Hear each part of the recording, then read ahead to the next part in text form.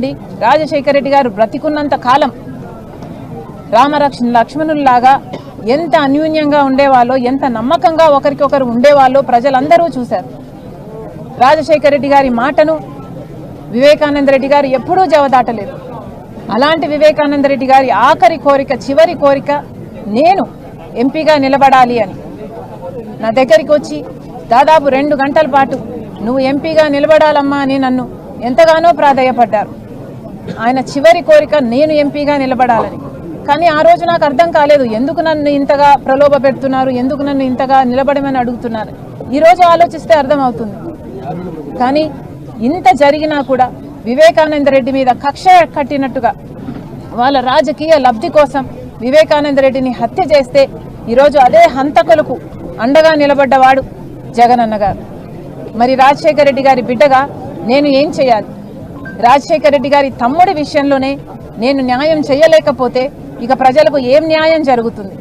రాజశేఖర రెడ్డి గారి తమ్ముడి బిడ్డ సునీత న్యాయం కోసం ఈ రోజు వరకు కూడా కోర్టు తిరుగుతుంది, గడప గడప తిరుగుతుంది. ఎక్కడ వీలైతే అక్కడ న్యాయం చేయండి, న్యాయం చేయండి అని ఇప్పటి వరకు కూడా అడుక్కుంటూనే ఉంది. అసలు కనికరం లేదా? అసలు వాళ్ళని హంతకులు అంటున్నారే, అసలు మీకు హృదయం అన్నదే లేదా? ప్రజలందరూ గమనిస్తున్నారు. ఇది ఎంత మటుకు న్యాయం, ఎంత మటుకు సబబో ప్రజలు గమనించాలి.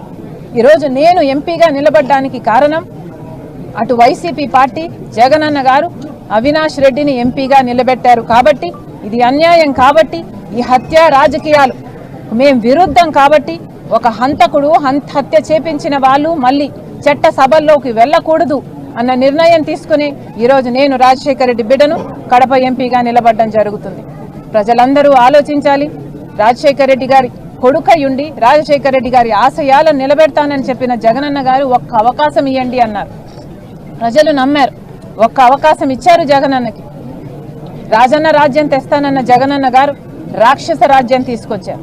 ఒక్క అవకాశం ఇవ్వండి, నేను స్పెషల్ స్టేటస్ తీసుకొస్తాను అని చెప్పాడు జగనన్న గారు. ఆయన స్వప్రయోజనాల కోసం స్పెషల్ స్టేటస్ను బీజేపీ పార్టీకి తాకట్టు పెట్టేశారు. ఒక్క అవకాశం ఇవ్వండి, నేను పోలవరం కడతాను అన్నాడు. కానీ బీజేపీ పార్టీతో కుమ్మక్కయ్యారు, బీజేపీ పార్టీ తరపున బానిసగా మారారు, బీజేపీ పార్టీకి సేవలు చేశారు, వాళ్ళ ప్రతి బిల్లును సపోర్ట్ చేశారు. ఆఖరికి మణిపూర్ విషయంలో కూడా బీజేపీని వ్యతిరేకించలేదు.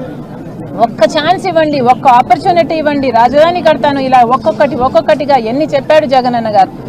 ఆఖరికి పూర్తి మద్యపాన నిషేధం చేస్తానని చెప్పి మహిళల్ని మోసం చేశారు, పేదవాళ్ళకి ఇల్లులని చెప్పి మోసం చేశారు, జాబులని చెప్పి మోసం చేశారు. ఇలా 1 కాదు 2 కాదు, ఒక్క ఛాన్స్ ఇస్తే రాష్ట్రాన్ని అప్పుల కుప్పగా చేశారు, మద్యాన్ని ఏరులై పాలిస్తున్నారు, ఎక్కడ చూసినా డ్రగ్సే.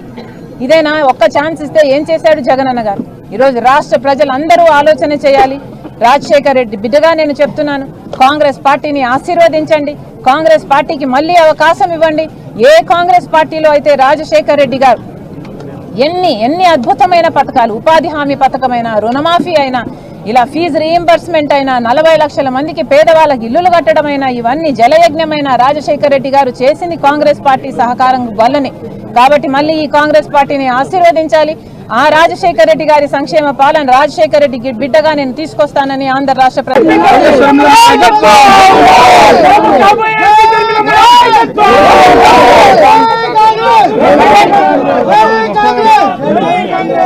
నేను రాజశేఖర రెడ్డి గారి బిడ్డ వైఎస్ షర్మిలారెడ్డి కాంగ్రెస్ పార్టీ అభ్యర్థిగా, ఎంపీ అభ్యర్థిగా నేను నిలబడబోతున్నాను. ఈ నిర్ణయం తీసుకోవడం నాకు సులువైంది కాదు.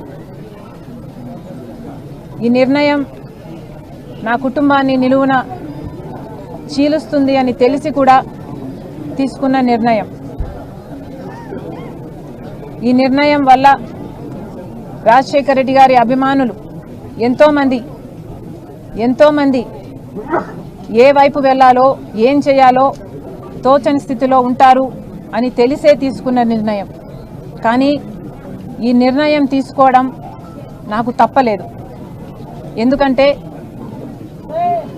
జగన్మోహన్ రెడ్డి గారు నాకు తోడబుట్టిన అన్న.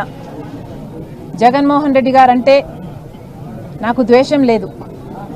జగన్మోహన్ రెడ్డి గారు నా రక్తం. కానీ ఎన్నికల వరకు, ముఖ్యమంత్రి అయ్యేంత వరకు నాకు నువ్వు చెల్లివి కాదు, నాకు నువ్వు బిడ్డ అన్న జగన్మోహన్ రెడ్డి గారు ముఖ్యమంత్రి అయిన తర్వాత మారిపోయిన మనిషి. ముఖ్యమంత్రి జగన్మోహన్ రెడ్డి గారుకి నాకు పరిచయం లేదు. ముఖ్యమంత్రి జగన్మోహన్ రెడ్డి గారు నా అనుకున్న వాళ్ళందరినీ నాశనం చేశాడు. ఈరోజు ముఖ్యమంత్రి జగన్మోహన్ రెడ్డి గారు వైసీపీ పార్టీ తరపున హత్యా రాజకీయాలను ప్రోత్సహిస్తూ ఈరోజు కడపలో ఎంపీ అభ్యర్థిగా వివేకానంద రెడ్డిని హత్య చేసిన వాళ్ళకే టికెట్ ఇవ్వడం జరిగింది. ఇదే తట్టుకోలేకపోయాను. హత్య చేసిన వాళ్ళకి ఈ రోజు వరకు శిక్ష పడలేదు. హత్య చేసిన వాళ్ళు, చేపించిన వాళ్ళు ఈ రోజు వరకు తప్పించుకొని తిరుగుతున్నారు. ఎన్ని సాక్ష్యాలు ఉన్నా, అన్ని ఆధారాలు ఉన్నా, ఎన్ని వాగ్మూనాలు ఉన్నా ఇవేవి వాళ్ళకు శిక్ష